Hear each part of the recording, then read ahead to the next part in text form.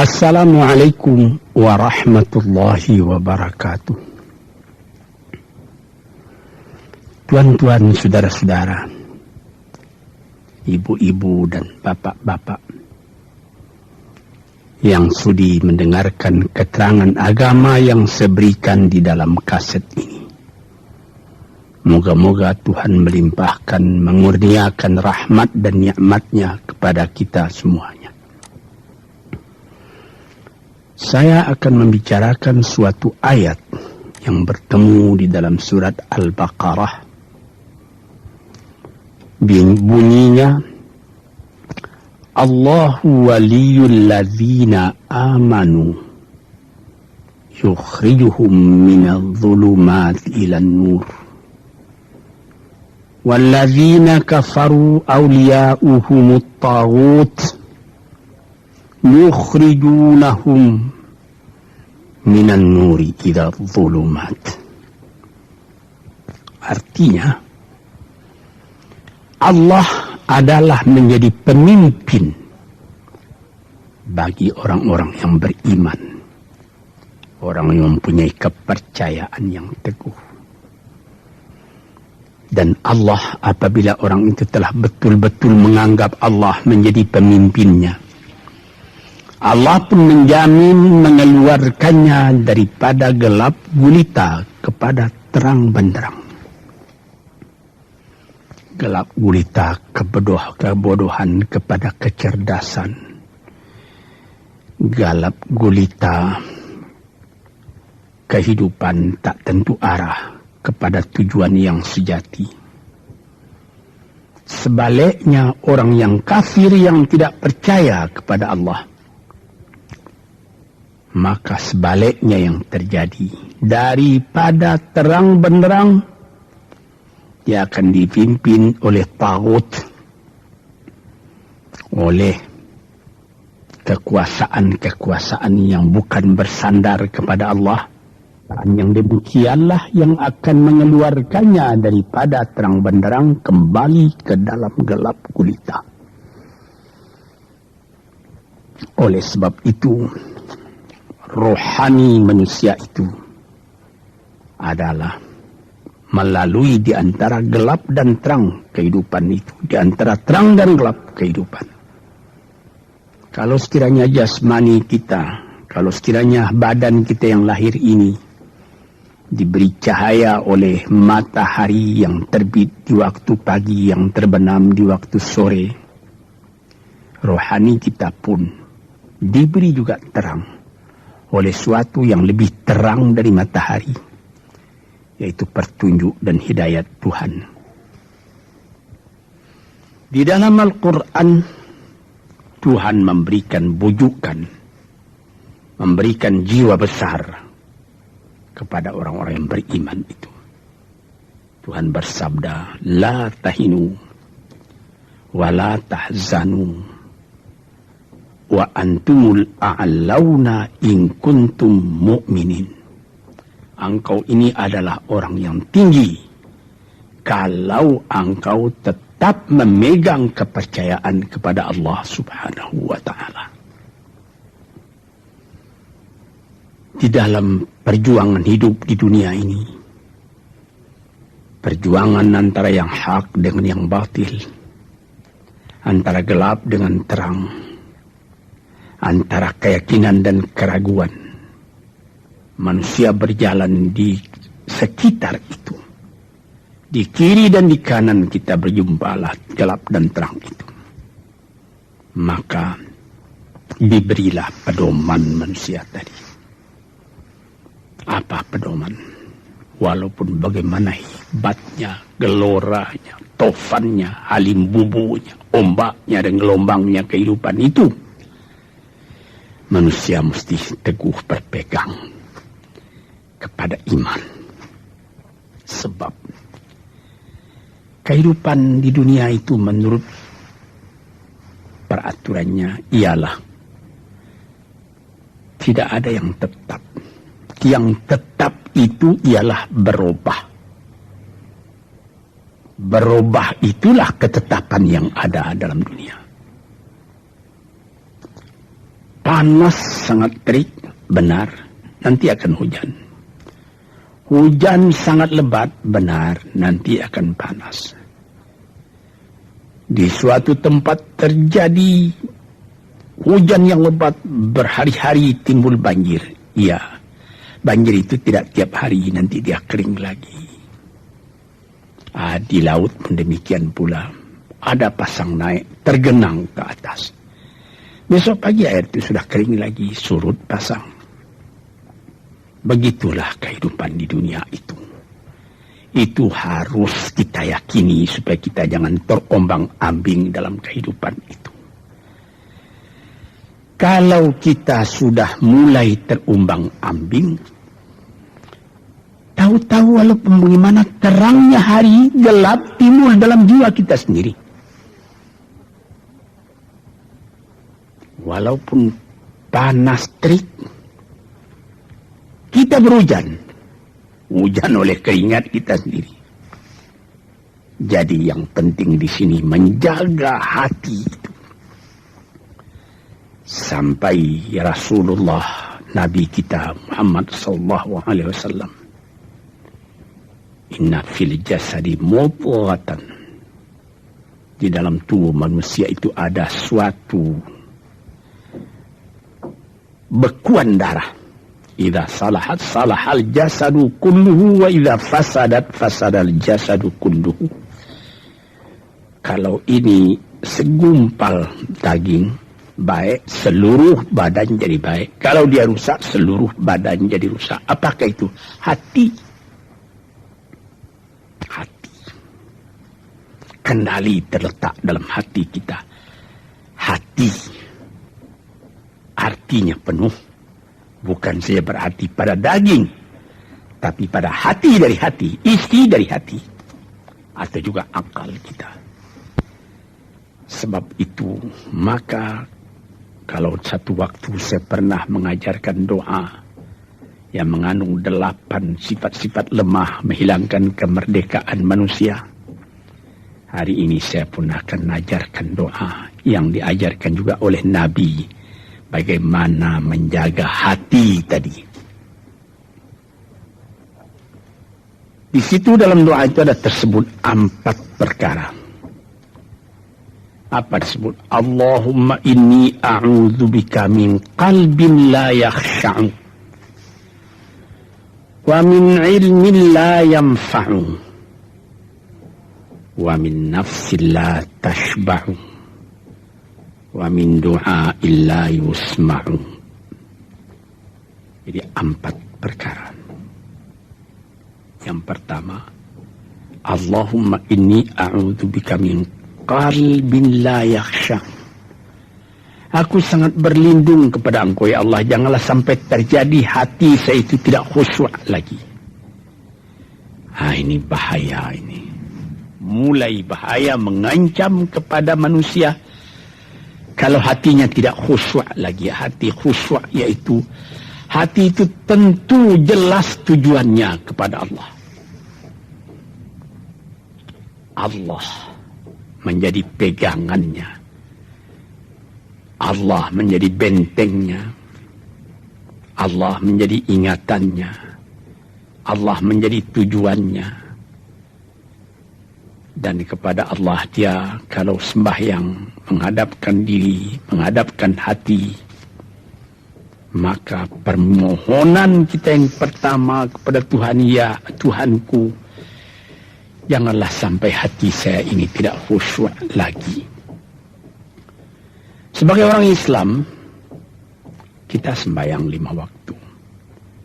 Di dalam Al-Quran dikatakan sembahyang itu ialah khusyuk, terpadu ingatan kepada Tuhan. Tapi kalau kita sudah, hati itu sudah mulai ditumbuhi penyakit, walaupun sembahyang, mulai sejak Allahu Akbar, pikiran sudah menjalar kepada yang lain. Piutang belum menerima, utang belum terbayar, makanan belum masak, macam-macam lah yang teringat. Padahal kita dalam sembahyang. Ini apa arti sembahyang tadi lagi? Ini sudah mulai berbahaya ini. Banyak orang yang tidak meninggalkan sembahyang, tapi tidak ada bekas dari sembahyang itu kepada kehidupannya. Di dalam sembahyang kita baca, inna salati wa nusuki wa mahyaya wa mamati lillahi rabbil alamin. Sesungguhnya sembahyangku dan ibadatku dan hidupku dan matiku sama sekali terserah kepada Allah. Ini dirasakan dalam hati, bukan cuma disebut di dalam mulut. Sebagaimana dikatakan, bukan jadi lip service sebagai seput tangan penggosok-gosok mulut, bukan begitu. Yang dari hati. Kalau sudah dari hati yang khusyuk, ini berbekas kepada kehidupan. Aku tak takut menghadapi segala keadaan dalam hidup, sebab hatiku bertali dengan Tuhan. Dari Tuhan aku datang, kepada Tuhan aku akan kembali. Ini namanya hati yang khusyuk. Tapi kalau sekiranya bacaan tetap fasih, tapi tidak ada lagi dari hati, melainkan rutin saja. Sembahyang 5 waktu sehari semalam, tapi tidak merubah kepada perangai, tandanya sembahyang tadi tidak khusyuk. Ini yang pertama kita minta kepada Tuhan. Janganlah sampai kita mempunyai hati yang tidak khusyuk, hati yang tidak teringat kepada Allah. Kalau hati tidak ingat lagi kepada Allah, maka segala pekerjaan yang terlarang sudah ringan saja kita mengerjakan. Menipu, berdusta, membujuk orang lain mengerjakan perbuatan yang salah, mencela, memaki. Itu karena tidak ingat kepada Allah, cuma ingat kepada diri sendiri saja. Ini yang pertama. Yang kedua dikatakan, wa min ilmin la yanfa'. Dan aku berlindung kepada Engkau ya Allah daripada ilmu yang tidak memberi manfaat. Padahal disebutkan oleh ahli-ahli, ilmu yang memberi manfaat itu membawa manusia kepada iman. Al-ilmu yad'u ilal iman. Ilmu itu membawa manusia kepada iman. Sekarang sudah ilmu banyak, tapi tidak membawa kepada iman, melainkan membawa kepada celaka. Sudah maju kepandaian orang, ilmu, pengetahuan orang, teknologi orang, sains orang, knowledge orang, dan segala macamnya. Tapi tidak ada manfaatnya kepada manusia. Cuma bahaya karena ilmu tadi yang datang kepada manusia. Sebagaimana ilmu manusia di abad ke-20 yang sangat penting, yaitu tentang tenaga atom. Maka timbullah bom atom, bom hidrogen, nuklir. Sehingga manusia diancam sekarang ini oleh bahaya atom itu di mana-mana. Apabila kita lihat di televisi bagaimana mengadakan demonstrasi di Australia, di Jerman Barat, di tempat-tempat yang lain, melihat bagaimana bahaya atom itu kalau terjadi perang dunia yang ketiga.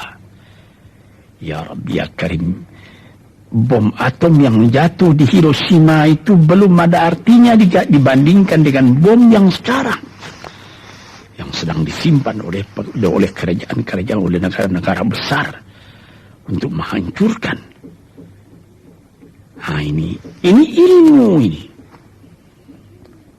Tetapi ilmu yang membawa bahaya, bukan saja tidak memberi manfaat, bahkan memberi bahaya. Di sini terasa oleh kita bahwa ilmu yang ada itu pun mesti dikembalikan atau dikendalikan oleh iman. Kalau tidak, maka nyawa manusia ini akan dipandang sebagai sampah saja. Dijatuhkan satu bom hidrogen ke dalam kota Jakarta ini, na'udzubillahi min dzalik. Umpamanya dimasukkan ke kota Jakarta ini, satu bom hidrogen saja itu sudah habis penduduk Jakarta yang lebih dari 5 juta ini. La haula wala quwata illa billah. Ini minta kepada Tuhan, ya Allah, majulah ilmu manusia, majulah teknologi manusia, tetapi jangan hendaknya kemajuan itu membawa kepada bahaya. Jangan ilmu pengetahuan itu membawa kepada yang tidak memberi manfaat. Ini doa yang kedua kepada Allah, Tuhan sarwa sekalian alam. Yang ketiga disebut lagi, wa min nafsin la tashba'u, dan aku berlindung kepada Allah daripada nafsu, daripada diri,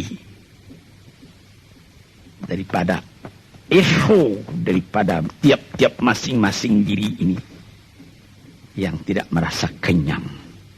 Ini juga bahaya besar. Inilah yang menimbulkan penjajahan di dunia. Inilah yang menimbulkan, disebut dalam bahasa Arab, al-ghazwul fikri. Penjajahan. Sesudah Perang Dunia Kedua sudah banyak negeri-negeri yang merdeka. Tetapi sekarang timbul lagi penjajahan baru. Apa? Penjajahan fikiran.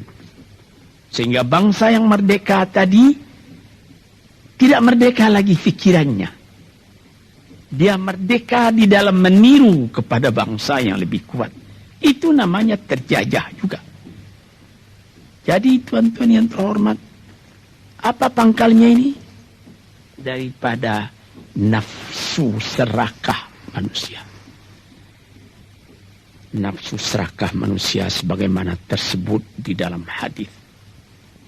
Lau kana libni adama wadiyani min dhahabin labtagha thalithan. Wa ma yamla'u jawf ibni adama illa turab. Kalau manusia itu mendapat suatu lembah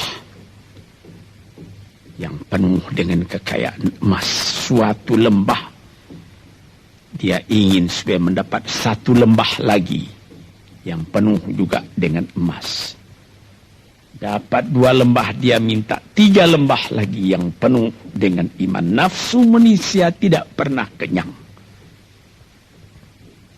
Padahal akhirnya kalau dia sudah menutup mata, tidak ada yang akan memenuhi perutnya melainkan tanah. Teringat akan cerita yang disampaikan oleh Graf Leo Tolstoy, pujangga Rusia yang terkenal, bahwa orang yang tidak mempunyai nafsu yang kenyang itu, pada suatu hari katanya, ada satu orang kaya mempunyai tanah yang luas. Dia mengatakan kepada orang, boleh tuan-tuan mengambil tanah kepunyaan saya ini, berapa tuan suka, berapa tuan mau. Syaratnya cuma begini, sepanjang yang tuan berjalan dari timur ke barat, lantas sebelum matahari terbenam, tuan sampai kembali ke tempat tuan melangkah pertama tadi. Berapa saja tuan suka, boleh ambil tanah ini. Maka datanglah si tamak tadi. Tuan yang punya asli tanah tadi mengatakan, bawalah bakal, jangan lapar di jalan nanti. Baik, dibawanya nasi sebungkus, dia berjalan, jalan. Dari pukul 7 pagi. Kalau diambil kekuatan, hendaknya pukul 10 dia sudah makan. Melangkah lagi beberapa ratus meter atau sekian, nanti boleh kekuatan buat kembali. Sehingga sebelum matahari terbenam, dia sudah sampai ke tempat dia menuju bermula. Tetapi ini orang bernafsu betul, dia minta supaya banyak tanah yang dapat didapatnya. Dibawanya nasi sebungkus, tapi dia tidak jalan, di tengah jalan tak berhenti, kan nanti berapa meter itu nanti kalau saya berhenti, tanah yang kurang buat saya. Dia terus berjalan. Dia tidak ingat bahwa kekuatan masa pergi yang lebih cepat dengan kekuatan masa pulang yang lambat itu dia tidak taksir. Dia berjalan saja cepat-cepat. Sudah pukul 1 hari, sudah jauh perjalanan. Lantas nanti kembali. Kelemahan badan, kondisi dan suatu situasi tidak sama lagi. Tidak secepat dia pergi dahulu lagi dia pulang kembali. Maka bukan pukul 7 dia sampai, atau pukul 5 sore tadi dia sampai ke tempat dia berjalan bermula, karena dia jalannya sudah lunglai, kaki sudah penat, badan sudah letih. Kira-kira baru pukul 2 dia tidak dapat berjalan lagi karena sudah lapar. Dia coba makan sedikit pun tidak bisa lagi seenak makan yang tadi. Habis makan pun dia berjalan lagi. Pukul 3 dia terhenti. Jauh lagi baru sampai tempat yang pertama. Menurut syarat yang diberikan oleh mempunyai tanah yang pertama, kalau engkau tidak sampai ke tempatmu yang pertama tadi sorenya, tanah ini tidak engkau dapat lagi semua. Memang tidak sampai dia. Pukul 4 dia sudah berhenti berjalan, tidak kuat lagi. Mata sudah gelap. Akhirnya karena terlalu capai, terlalu penat, mati dia di tengah jalan. Berapa dia dapat tanah tadi lagi? Cuma sepanjang badannya untuk kuburannya, yang lain tinggal semua. Ini satu misal yang dibawakan oleh Graf Leo Tolstoy, yang sesuai dengan hadis Nabi tadi, nafsul la tashba, diri manusia yang tidak pernah merasa kenyang. Kita berkehendak tidak berbatas, tapi tenaga kita sendiri berbatas. Ini kerap kali tidak difikirkan oleh manusia. Dia punya angan-angan, dia punya macam teori yang dikeluarkan. Dia lupa bahwa nanti tenaganya itu akan terbatas karena sakit, karena lapar, karena tua. Sebagaimana pepatah dari nenek moyang kita, tanda-tanda dikirimkan lebih dulu bahwa kita tidak akan lama lagi di sini. Apa? Rambut, gigi, mata sudah mulai kabur. Uban sudah mulai bertabur. Gigi sudah mulai gugur. Kulit sudah mulai kendur. Kalau mata sudah kabur, uban sudah bertabur, gigi sudah gugur, kulit sudah kendur, sudah 4 perkara. Yang kelima ialah pintu kubur. Nah, ini kerap kali manusia lupa yang demikian. Sebab itu dikatakan, ya Tuhanku, janganlah sampai aku ditumbuhi oleh penyakit nafsu yang tidak mau kenyang-kenyang itu. Nah ini, kemudian itu timbul lagi doa yang keempat. Disebutkan di situ, wa min du'a illa yusma'. Ini lebih berbahaya lagi. Ini sudah puncak dari bahaya. Apa artinya? Dan aku berlindung kepada Engkau ya Allah, daripada doa yang tidak didengar lagi. La ilaha illallah. Mendoa ya Allah, kasih aku ini, kasih aku kesempatan, tapi tidak didengar lagi. Tuan-tuan, para pendengar kasetku yang tercinta, ada tersebut dalam hadis Nabi, wa malbasuhu haramun, wa mashrabuhu haramun, wa ghudhiya bil haram. Ya Rabb, fa'anna yustajabulah. Ash'asa aghbara. Badan sudah penuh dengan kotoran, penuh debu. Yang mudu ilaihi ila sama, menadahkan tangan keduanya ke langit. Ya Rabbu, ya Rabbu, ya Tuhanku, tolong aku, ya Allah, bela aku.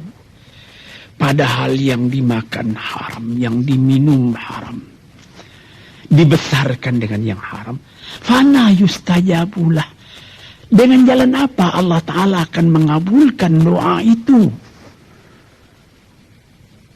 Badan kotor menghadap kepada yang bersih, meminta diberi kebersihan. Bagaimana caranya? Tuan-tuan yang terhormat, pernah dalam Quran Tuhan mengatakan, la yanzuru ilaihi wa la yukallimuhum Allah wa la yanzuru ilaihi. Allah tak mau mengajak dia bercakap dan Allah tidak memandang kepada dia. Saya sendiri dengan segala kerendahan hati mengatakan bagaimana beratnya kita bertemu dengan seorang orang besar. Lalu dia mengulurkan tangan kepada kita. Tapi mata kita tidak dilihatnya. Sengsara rasanya. Bagaimana dengan Tuhan kalau Tuhan tak mau melihat kita?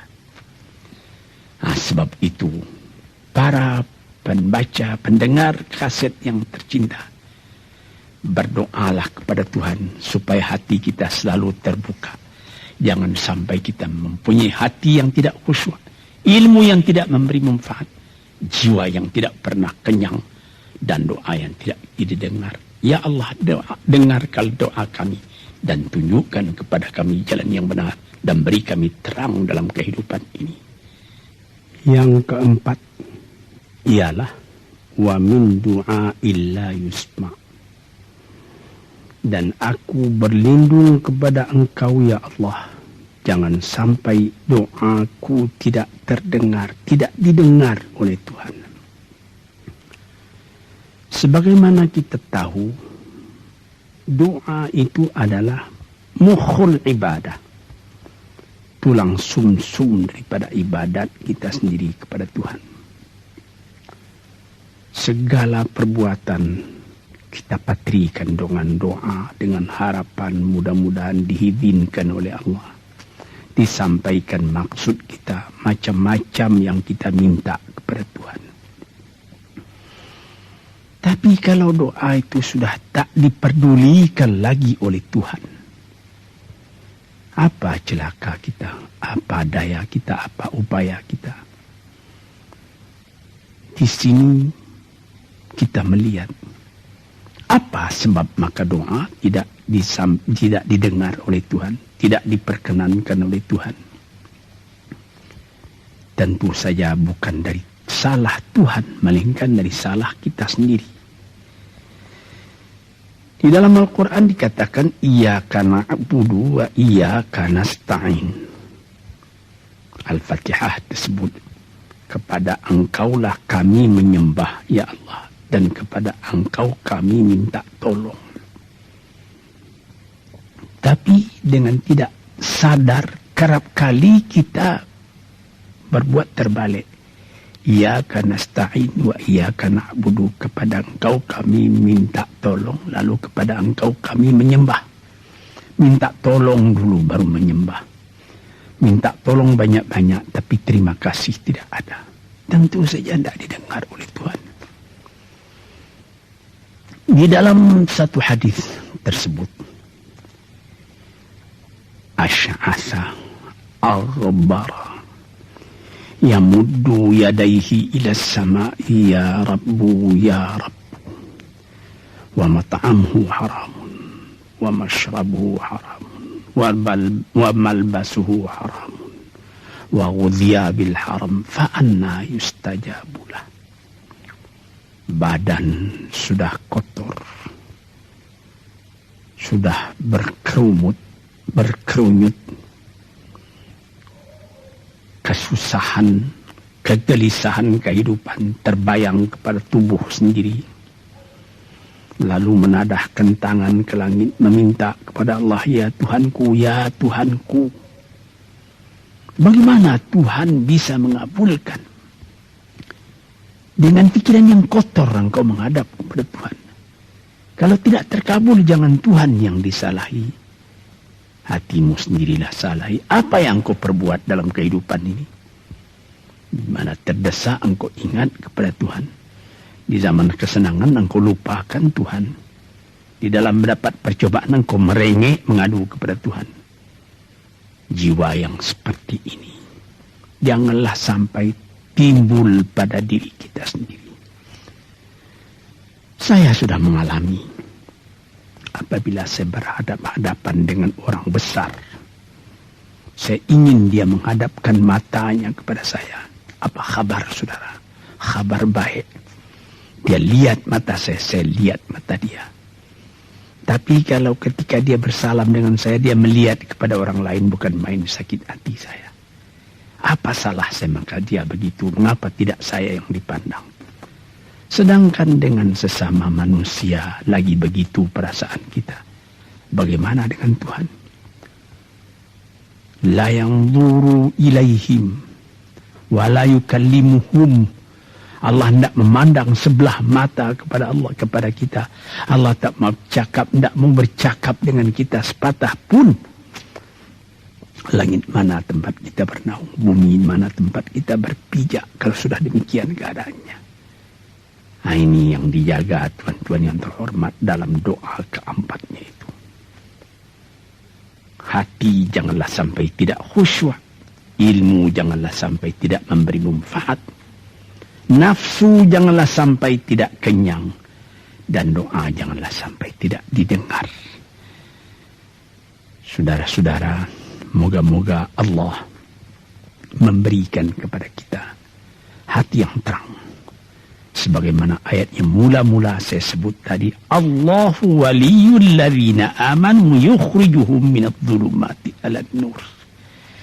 Allah lah jadi pemimpin bagi orang yang beriman.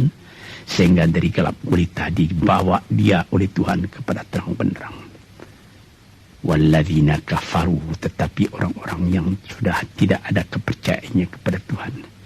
Auliya'uhumut taghut, yang menjadi pemimpinnya bukan Tuhan tapi setan. Dia akan membawa orang itu daripada terang benderang ke dalam gelap gulita. Kita jadi meraba-raba dalam gelap kehidupan. Dalam meraba-raba itu masih ragu entah kemana akan pergi. Maut pun datang. Gelap selalu. Di dunia gelap, di akhirat pun gelap. Na'udzubillahi min dzalik.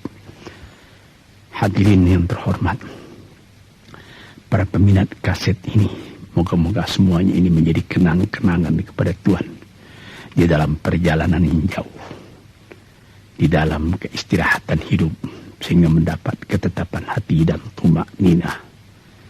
Assalamualaikum warahmatullahi wabarakatuh.